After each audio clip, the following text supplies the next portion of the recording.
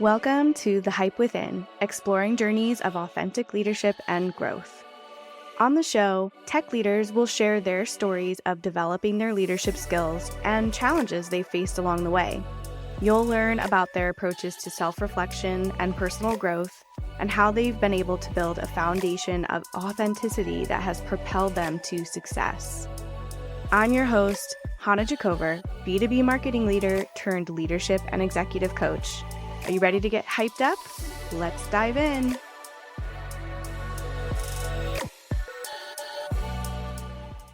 Hey leaders, we are back with another amazing guest who is here to talk about their leadership journey. And today we have Steve Watt with us, who is the Director of Market Insights at Seismic. Hi, Steve. How's it going? Excellent. I'm excited that we've upgraded our relationship from LinkedIn friends to podcast friends. I always love when that happens. And it's like I follow all of these amazing people with these great insights. And so when I started the podcast, I was making my list of people to reach out to. You were obviously on that list, but it has been so fulfilling to just build new connections and deeper connections with people through this podcast. It's definitely the unexpected bonus. It's excellent. I mean, LinkedIn is the foundation of so many new relationships, but then what do you do with it? So good on you for then upgrading some of those. Yes. Well, why don't we kick things off by you just giving a little intro around yourself and your leadership journey? Sure thing. So I work for Seismic, as you mentioned, and I never know what portion of people in any audience know who Seismic is and who isn't. If it's an audience that knows sales enablement and that area well, then it's probably everybody. In lots of other areas, it's nobody. So I'll start there a little bit. Seismic is the world's leading sales enablement platform, about a 10-year-old company with customers all around the world, spanning financial services, B2B technology, wealth management, professional services, and more. Quite an expansive customer base. And I have the tremendous opportunity and the good fortune to really focus in one area of that, and that is on the social selling and the employee advocacy side of things. So I work with our customers around the world and across industries, from some of the literally the biggest companies in the world right on down, and helping them build and launch and scale and measure social selling and employee advocacy programs. I also lead many sales calls with prospective customers, prospects, organizations that are looking to build these things, or perhaps to up-level these things that are built on other tools and other foundations. And then when I'm not supporting these programs or selling these programs, then I tend to be writing about them and podcasting about them. So it all kind of comes together, and here we are. And I consider myself very fortunate, because I wish everyone could have the alignment that I do between your personal passions and your areas of expertise aligning so well with your actual job. I mean, I get to spend my days doing the things that I really, really care about. And that's really exciting to me. Yeah. Oh my gosh. That is a journey that I feel like everybody needs to go on for themselves. So I'm curious about that. But first, I will say, because you mentioned LinkedIn, Steve is a great follow on LinkedIn, by the way, and sharing lots of really awesome tips around being more social and understanding social selling. So definitely a good follow. And yes, the alignment between like what you're good at, what you're passionate about, how you can help others, finding that and being able to have that be your work. I'm curious, like, what was your process for discovering that and moving into that? That's a great question, because I don't think there was a process as much as I didn't find the job, I built the job. Seismic didn't go out and say, we need a person who's going to do these things. Who's it going to be? And then hire me. It was not nearly as well planned as that. I have a long history of doing good things on LinkedIn. When I was self-employed, I was like a fractional CMO. I was an account-based marketing consultant and program builder. And I was building my business, my practice, my consultancy, building it on LinkedIn, basically by just writing and sharing videos and really kind of giving it away and pulling the right people towards me. So I had a lot of experience in doing that. I had friends who were building this company called Grapevine 6, which was bringing social selling and better forms of employee advocacy to really large firms. Then as COVID started changing everything, I started losing some clients on the one side who were going through some real pain at the beginning of the pandemic. And meanwhile, I had this opportunity to go from friend and part-time advisor to Grapevine 6 to actually being their VP marketing. And then that company got acquired by Seismic. And then as Seismic started to invest more and more in social selling and selling these tools, but also getting better at it as a firm, I just kept sort of building and expanding my impact and my role. And it's sort of evolved into what it is today. I don't think it was fully my plan nor anybody else's plan that anyone would have a role doing exactly what I do today, but it certainly worked out well for me. And I think it's working out really well for my employer as well.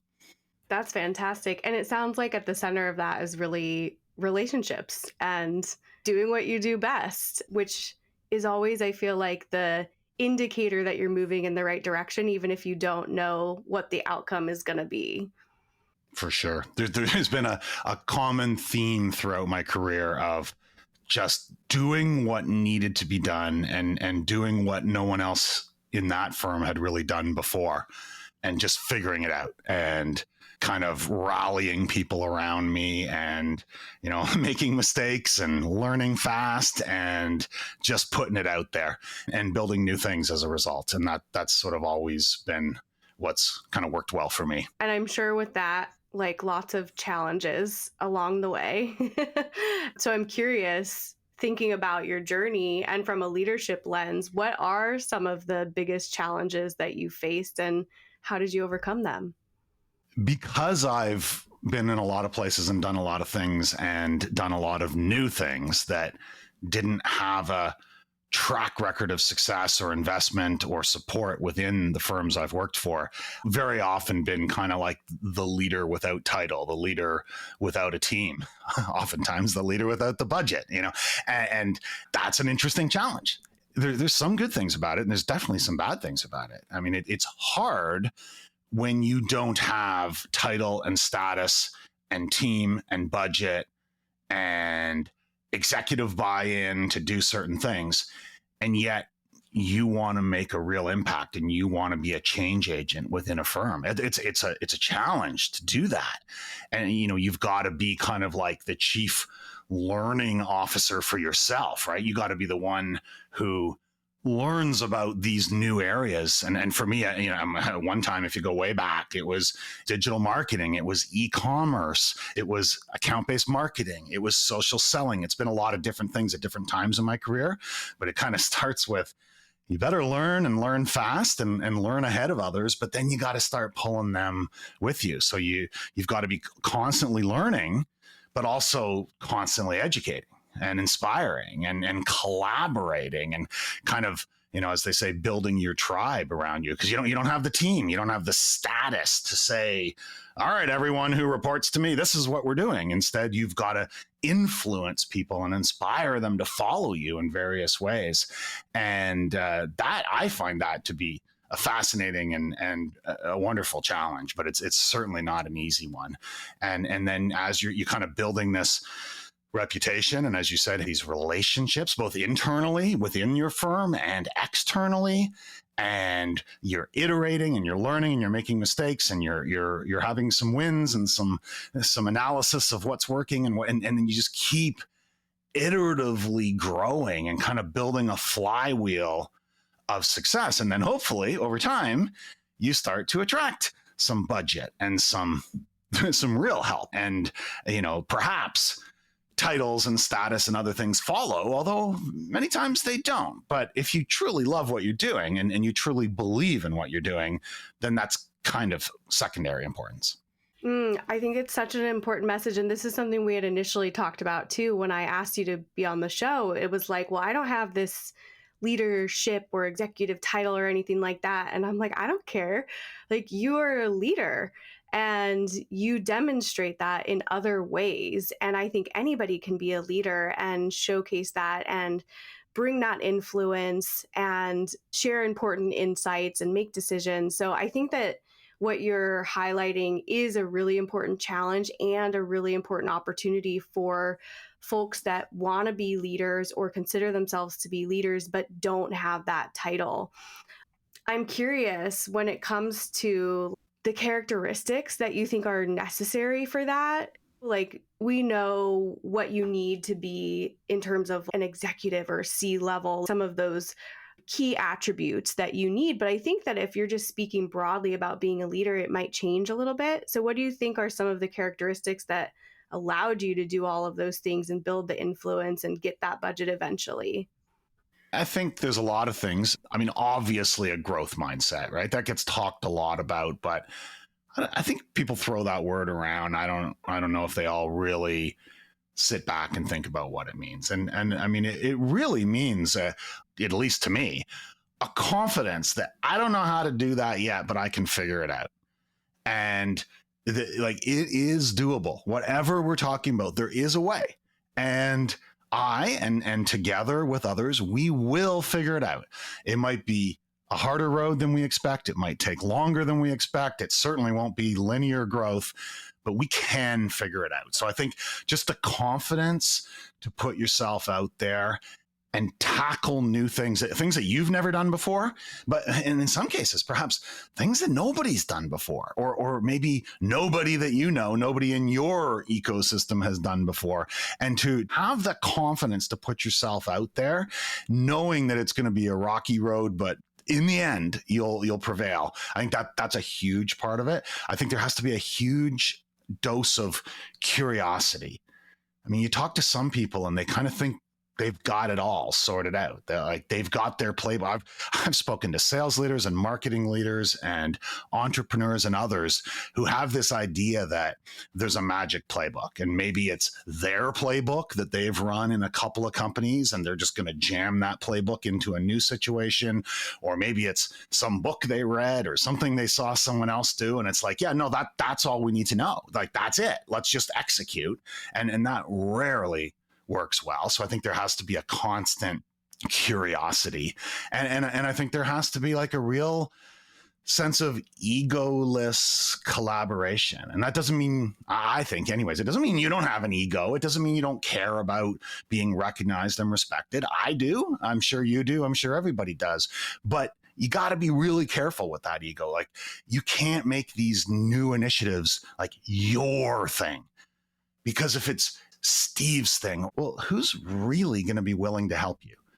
You've got to make it our thing. You've got to make it the company's thing or the organization's thing or whatever it is, and bring other people into that tent. And if you're doing a great job and you are kind of the chief learner and the chief iterator and everything, people will see it. People will appreciate it. People will respect it. And that feels good. But you've got to make sure that you don't try to make it about yourself, or you are going to be going on your own. So I think those areas of growth mindset, curiosity and egoless or low ego collaboration, I think are really critical. Yeah, I would agree. Those are great areas to focus on. And the ego is always so interesting to talk about too. And the way that people define their ego. And, I think that I hear people talk about their ego like it's this like evil thing that you have to conquer and like shut down. And in reality, I think it's about working with your ego, because it's never going to really truly go away. It's really about understanding what it is and what that means to you, and the motivators that your ego has versus the motivators that your true self has. And then working with your ego, I'm recognizing that there's a trigger here. I'm recognizing that I want to say this thing. I want to be judgmental. And then having the tools in place to back off from that. The things that you mentioned can take a lifetime for people to develop if they're not in the right mindset, right? Confidence is a huge one. Just having the confidence to put yourself out there, like you said, I think can take people almost their entire careers to get to that point. So I'm curious, what have you done in terms of self-reflection or like that personal growth to harness those things and really step into confidence, really step into, I'm just going to be curious, I'm not going to judge, and I'm going to quiet my ego? What processes did you go through to get to that place? I think it's always a work in progress. And this may sound counterintuitive when I say it, because it might sound like the opposite of that, but I'm going to hopefully make sense of it. I find that writing and public speaking are critical forms of reflecting and building that and managing that, which you might say, well, no, but isn't that just ego? You just want everyone to see you. You want to be the one on the stage. You want to be the one with the microphone. And let's face it, we all have a little bit of that, myself included. But the thing is, if you put yourself out there and take those speaking gigs and go on those podcasts and commit to yourself to regularly contribute on LinkedIn, then you better get good at what you're doing, and you better reflect on what's working and what isn't working, because you're going to have to analyze it and dissect it in multiple ways. You're going to have to tell stories about things you've done before, that some things that worked and some things that didn't work. You're going to have to tell stories about what you learned along the way, and you're going to have to bring insights into why things you did worked really well and why other things you did didn't work well. And that takes some self-reflection, and that takes a bit of a humble attitude to be able to look back and say, yeah, I pushed really hard on that at the time. And from a position of hindsight now, I might have been wrong, or I might have been half right. And it could have gone so much better if I would have pushed things in a little bit different direction. So I actually think that regular writing and speaking and podcasting and all these things is a really great mechanism to force you to kind of analyze what's working and what isn't, and what you're good at and what you're bad at. Kind of like I'm doing right now. I mean, honestly, as you're asking me these questions, my wheels are spinning about kind of like, yeah, that's kind of what has happened. It's not so much that it's been, there's very few things in my life, in my career, where I can say I had a real clear plan. There's always a plan, but it's not like a rock solid plan that stretches out years in advance. It's usually much more iterative than that. And a critical part of iterative growth is looking back and looking forward at the same time.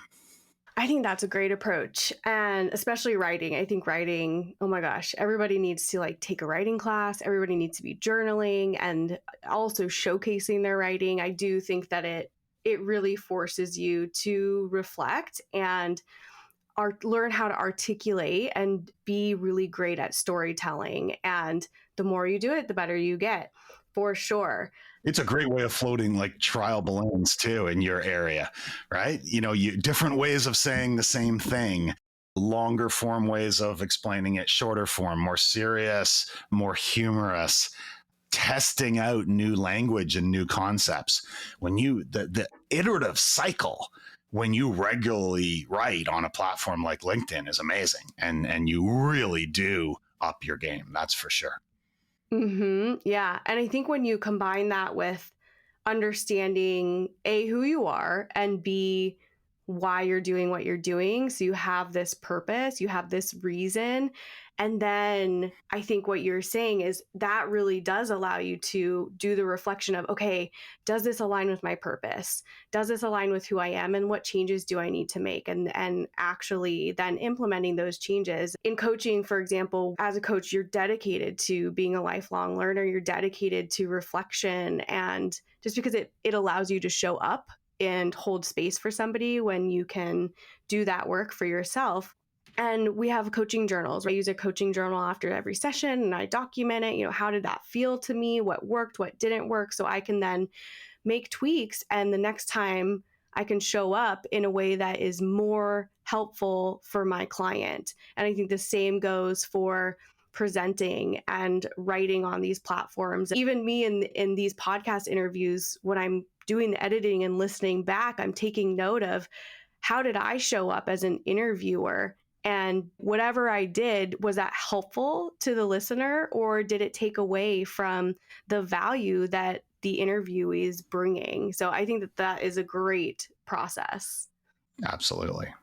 Shifting gears a little bit, I want to talk about positive work culture. I feel like you bring positive energy. I notice that on LinkedIn. I notice it when we're talking here. I think your energy, and for everyone listening, your energy is so important, and you have the power as a leader, even if you are not in a quote unquote executive leadership title position, you have the power to bring that energy and change work cultures and create or contribute to a positive work culture and really inspire that for other people. What have you done outside of bringing your energy to cultivate a positive work culture in your organization without having that title?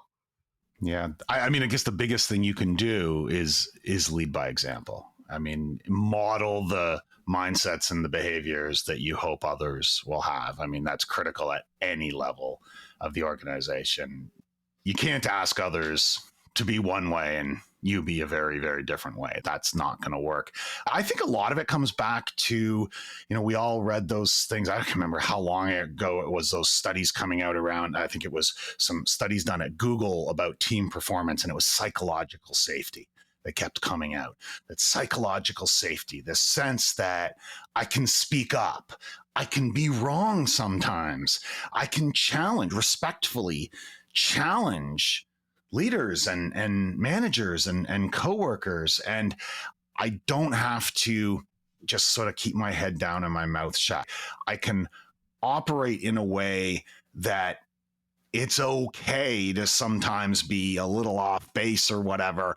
Like it's not like your value to the team is recognized, and you as a human being are respected. And if you're treating other people as valued, respected human beings, you're not going to go too far wrong. And you might be wrong about this or wrong about that. It doesn't necessarily mean your job is in jeopardy. And that is so different from what you just see in many places and what many of us have experienced. I've been in some companies where there's zero psychological safety, and you did not feel respected as a human being. You did not feel valued as a team member. You felt like a insignificant cog in the wheel who could be flicked aside at any moment, and no one would care. Like no one would bat an eye if you weren't there tomorrow because you got fired. And that's a terrible place to be. And I've been there. Many of us have been there. And I will never, ever go back to that kind of environment. And I would never want to be part of contributing to or creating that kind of environment for those around me. So I think that psychological safety is a critical concept. And then it kind of interweaves with some of the things we've already been talking about. Things like egoless collaboration and constant learning and constant iteration, and a recognition that no matter how good or how poorly any initiative is going right now, there is a way to make it better. Even if it's going really well, it could still get better. And if it's going poorly, let's figure out whether we're going to turn it around or whether we're going to stop doing that thing and spend our precious time and energy in other areas. But yet we're still together. We are still a team. We still respect each other. We still go home to our families at night, or now we all, most of us are working at home anyways, but you know what I mean? That I think it's that camaraderie of built on psychological safety and respect for each other as professionals and as human beings that lets you just do so much more. It lets you move faster. It lets you take smart risks, and it just creates or at least maintains like a flywheel of positive energy within a firm.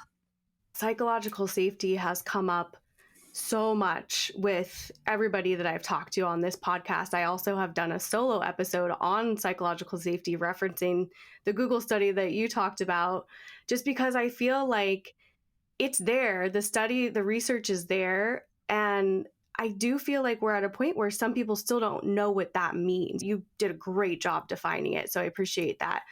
I am curious if we could flip it a little bit, because we do talk so much about like what psychological safety looks like, key to having a good culture and being an effective leader. But what do you think are some signs that there's not psychological safety in a work environment? What are some things that people should be looking out for that could be like red flags? One would be, does every initiative require a series of meetings with a whole lot of people in them? Because everybody's covering their ass. And in those meetings, do most people stay silent until the one or two most senior people have expressed their opinions? And then does everybody come off mute and start echoing that? Giant red flag. Just a giant red flag, right? Like, we're all here, but we're all gonna just lay low until we hear what the boss says, and then we're going to just cheerlead that opinion. That's a terrible indication, right? And even just the fact that it takes 21 people in a meeting to launch some like new initiative says to me massive like ass covering going on here. Why didn't that start with 3 or 4 or 5 people? And why don't smaller groups of people have the confidence, and why aren't they empowered to do things and to make things happen and to iteratively improve upon them and then expand them out? So yeah, great big meetings, fear about speaking up unless and until the big shots have spoken up. Those would be the biggest ones that jump out at me. And I guess trash talking former employees would be another thing. If what we want is for people to take intelligent risks, they're not always going to be right.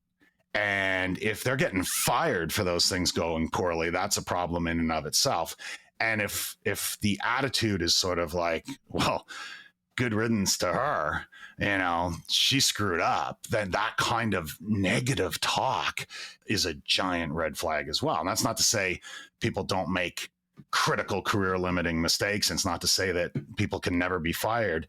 But when there's a history of people getting the axe and then being trash talked later as if they had no worth and they had no value, that's a giant red flag. And that is just going to cause people to be very, very fearful. Those are awesome examples. Thank you for doing that off the cuff too. Yeah, just because I think it's so amazing to highlight what psychological safety is and what that great environment looks like, but we're not there yet, is the truth. Like, there's so many organizations where it's not collectively the environment. It might be individually as, a leader over here, a leader over here, but how do we get those leaders that aren't on board with psychological safety? How do we get them to see that it's a problem? I don't know. I mean, this is not a new concept. When were those Google studies? And I don't even know if they were the first or if they were just the most famous. But that was a long time ago. That was more than a decade ago. This is not some new experimental concept we're kicking around here. I mean, this is well known and well understood. And if somebody has been is oblivious to this or rejects this, I don't know. Is there any changing them? Or is it just time to go? Is it just we need to get better identifying this so we don't take the job in the first place? Or recognizing it and hitting the exit door before we waste 3 or 5 years of our lives in that environment? I think you can change people to some extent, but I think sometimes people can't or won't change, and the rest of us just have to decide this is not the place for me. It's have your best interest in mind and do what's best for you. And then if you do have the power in terms of being a leader and you're witnessing those things, like maybe there's that opportunity to give that feedback And that's the really interesting part to me, because it then dives into an area of humanity that we don't want to correlate with work. It's really about yourself as an individual. If you can't see these things, if you have deep wounds, triggers, things like that, and somebody activates that, that's maybe a VC, a board member, whatever, you're just going to project that out to whoever else gets in your way or is in your path that day.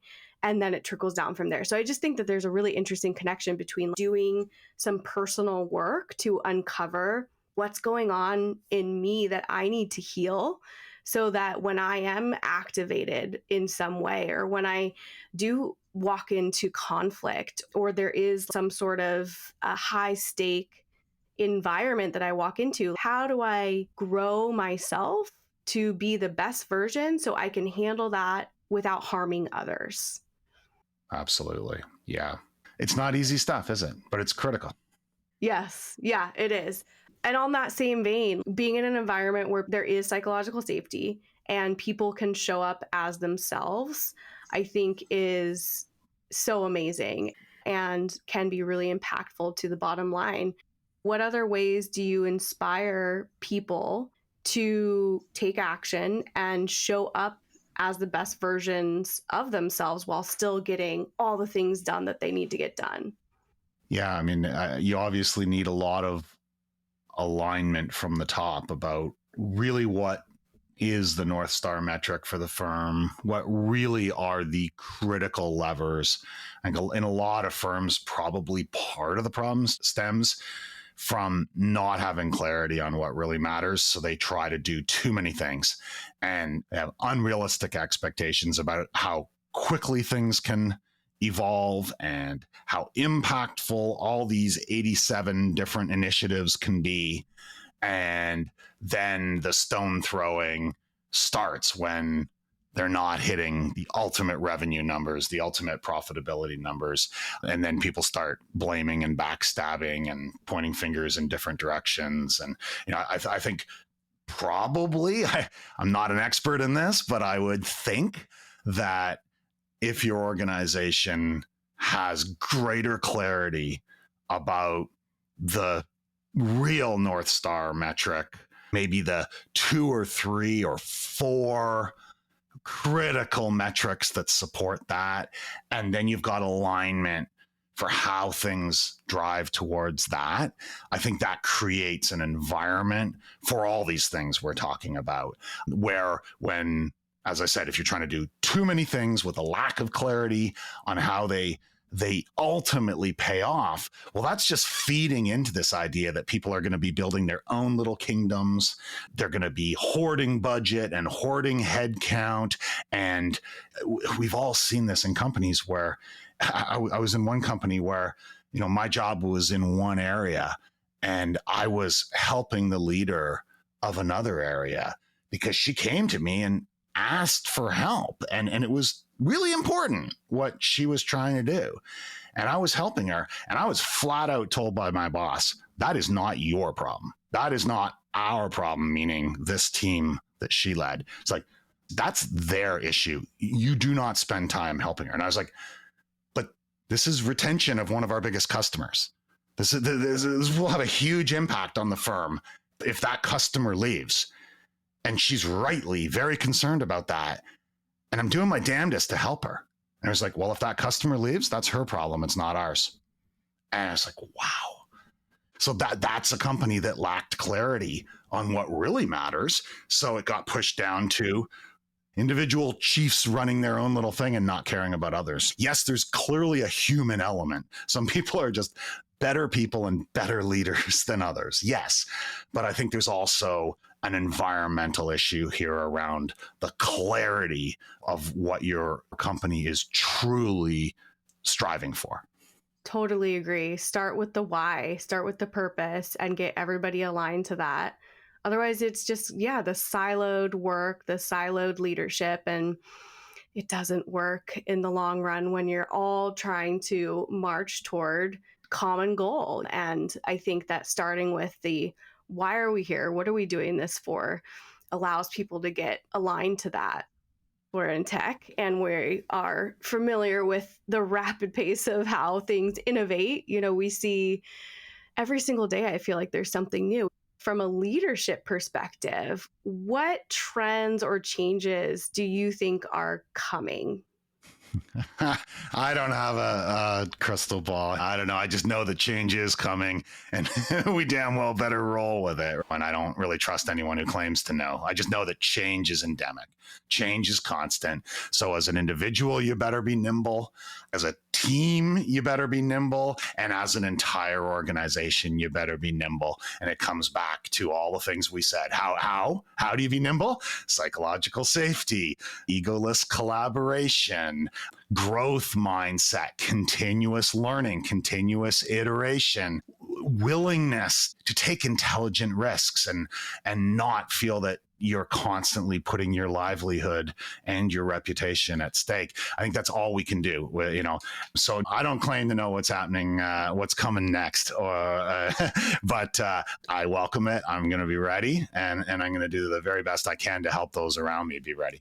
I like your answer. I mean, I think it brings our conversation almost full circle around whatever it is, focus on doing those things or being those things, embracing them, having that growth mindset, being curious, all the things that you mentioned, so you can adapt. So whatever it is that comes, you're not letting fear drive the decision making or the analyzing or the assumption making. It's based on the confidence and the knowing that you have internally worked on the things that you need to work on and externally have collaborated and created an environment where you welcome the unknown. You can figure it out. And it doesn't mean we have to, when I say nimble, that doesn't mean we need to jump on every shiny object. Sometimes the right thing to do is exactly the opposite of that. But sometimes you do, I think you'd probably be foolish if you're ignoring generative AI. Probably not a wise move. Does it mean you need to entirely pivot your organizational strategy in that direction? Probably not that either. But, so it's a interesting place where you can't chase every new shiny thing, but you also can't ignore it and think that the world isn't changing. It's a very nebulous place in between. I'll then tie back to the other thing we spoke about a few minutes ago, clarity on your North Star metric, clarity on the few things that are the true growth and success and profitability levers for your firm. It's like that answer that nobody loves, but is always right, it depends. It depends on your situation. And I think that also almost highlights the fact that so many of the opinions around what you should be doing are subjective, and it really depends. Like there's not one thing that works for everyone, and you have to do what's right for you and your organization and stay focused on being agile and being able to adapt quickly. Absolutely. Okay, well, we've got some time, so I want to play lead or leave. I'm going to give you a couple of different scenarios, and these are silly, but you let me know if you would lead in that situation or if you would leave. Nope, I'm out. It's a deal breaker. And that's the game. Are you ready? I don't know. We'll soon find out, won't we? Okay, so the first one is lead or leave. A major social media platform offers to partner with your company, but only if you agree to share your proprietary algorithms with them. Yeah, that's a big depends, but I'm gonna lean towards lead. Okay. You discover your new innovative tech product has an unintended but popular use case. However, catering to this use case would deviate from your original mission and vision. Ooh, these are all a bit gray, but I'm gonna lean towards leave on this case. We can come back and discuss. Yeah, I think there's some alignment there with some of our conversation. Yeah. Okay. Lead or leave. Oh gosh. Your software's latest update contains a controversial feature that, while profitable, might infringe on user privacy rights. Leave. You can't burn the house down for short-term profit. A key team member who is instrumental to your product development wants to transition into a non-technical role. Accommodating them might disrupt your product roadmap. Lead or leave? Lead, as in enable, empower them, because they're going to leave anyway. So I would lean into that. I would help them make that move. Love it. Okay, here's our last one. I'm being picky here. Okay. Your team develops a tool that significantly improves internal productivity. However, releasing it to the public as a product could invite competition from larger tech companies. Lead or leave? Lead. Don't be afraid. Every giant started in a literal or figurative garage. Put it out there. Get out there. That's right. Competition is going to be everywhere all the time. Okay, nice job. Do you want to justify any of your answers? I'm trying to remember what I said. My mind was spinning there like, don't sound stupid. Don't sound stupid. What was the one I said we need to come back on this? Oh, it was the second one. And it had to do with a different use case that was away from your... Yeah, and I said I would probably stick with my original thing. That's a giant depends, right? Because there have been many companies whose ultimately came to fruition with an entirely different use case and market than where they started. They started out thinking they were doing this, and then they pivoted to that, and then ultimately they became incredibly successful in a third area. So you cannot be just stubbornly stuck on what you thought was the right market initially. That is not wise. But you have to temper that with the realization that constantly zigzagging and chasing a new thing here, you're very likely going to lose your way along the way. So think long and hard and do serious analysis before you make a major pivot. But if the time's right, make the pivot and go all in on that pivot. Don't try to hedge your bets and try to do 2 or 3 things, because you'll probably fail at all of them. So yeah, that's why I said I'd probably stick with the core mission to a point while doing some good thinking and investigation. But then if the time comes to pivot, I would pivot hard and go all in. I think that aligns really nicely with everything that we've been talking about too, right? Like, what's the North Star? Why are we here?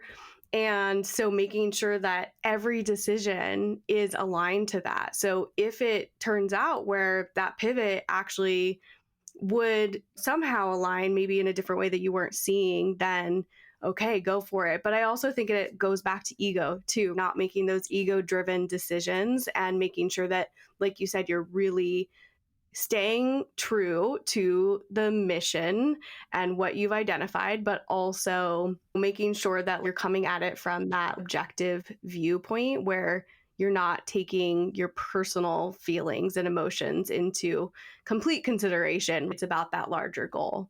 Yeah, absolutely. See, that wasn't too bad. Those right? are challenging questions. They are. Some of them I'm using ChatGPT to just like randomize them, because otherwise I just pick the silly ones, and like, the ones that are about like having dance parties and like dogs in the office and Elon Musk, and those ones they're funny. Cool. But 2 thumbs up for dogs in the office. I don't ever want to interview somebody that leaves on that one. I'm gonna like be like, you know what, that is unacceptable.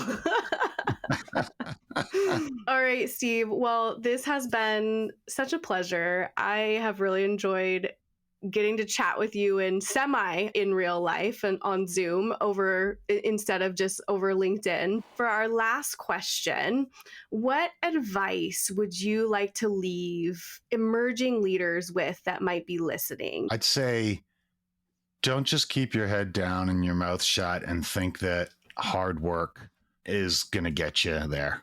Wherever there is, wherever you want to go, obviously being smart and working hard is necessary, but it's far from sufficient. It's not enough anymore. And I think a lot of good, smart, well-intentioned people have kind of got screwed over by head down, mouth shut. I'll just let my results speak for themselves. And then they're shocked, I tell you, when their part of that 25% of their company that gets let go. I do believe you've got to build your reputation internally and externally. You've got to build your network internally and externally. You've got to show up and speak up on LinkedIn. You've got to put yourself out there and build that reputation, build those relationships, build that credibility, and that will help you in your current job. It'll help your internal reputation and your internal relationships within your firm, but it'll also give you that network that could one day be your safety net externally, that if your company starts heading in a terrible direction or your VC pulls funding or like who knows what happens, bad things happen to good people and good companies, right? You don't want to be just left with nothing. Many years ago, a friend of mine, when I was joining a very small startup, and I was coming from a much bigger company going into a startup, and I reached out to a friend who had a lot of experience there. And his advice to me was, don't just see yourself as a part of that company. See yourself as part of the startup ecosystem, because there's a very good likelihood that that particular company is not going to make it, but you can make it if you are known and respected within that ecosystem in which that organization operates. And I think that you can kind of expand that advice. I think there's excellent advice, and you can expand that to any role in any organization, is that just being good at what you do is not enough. It's important to be good. Don't go to the other extreme. Don't fail to do a good job and run around trying to build your reputation. That's surely not going to work. But be damn good at your job, but don't stop there. Build your reputation and build your relationships externally as well, and you will be very glad that you did.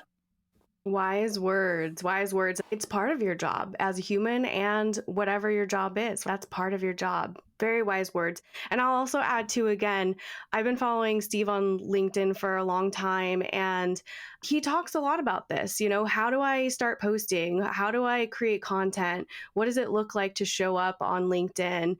How do I get my employer on board with me showing up authentically? So give Steve a follow, because these are topics that he talks about all the time and provides really great insight around. So all right, Steve. Well, I, again, appreciate you coming on and sharing some stories, sharing some thoughts around leadership and how anybody can be a leader, and how to showcase that. And yeah, I'm excited to continue to follow you and your journey and read your work and see where you go next. It was a real pleasure. Pleasure getting to know you on LinkedIn, and pleasure having this conversation today. Thanks for tuning in to this week's episode. I hope you walk away with something empowering that you can take into your own leadership journey. Are you a high-performing executive looking to take your career to the next level? Or maybe you're an emerging leader who wants to develop the skills you need to advance in your role and show up authentically. Or maybe you're experiencing burnout and struggling to find a better work-life balance. Whatever your situation is, one-on-one coaching can help you achieve your personal and professional goals. If you're interested in experiencing the power of coaching for yourself, head on over to hypehousecoaching.com/start coaching now, where you can set up a one-on-one leadership and executive coaching intro session for free. Remember, the only hype that really matters is the hype within.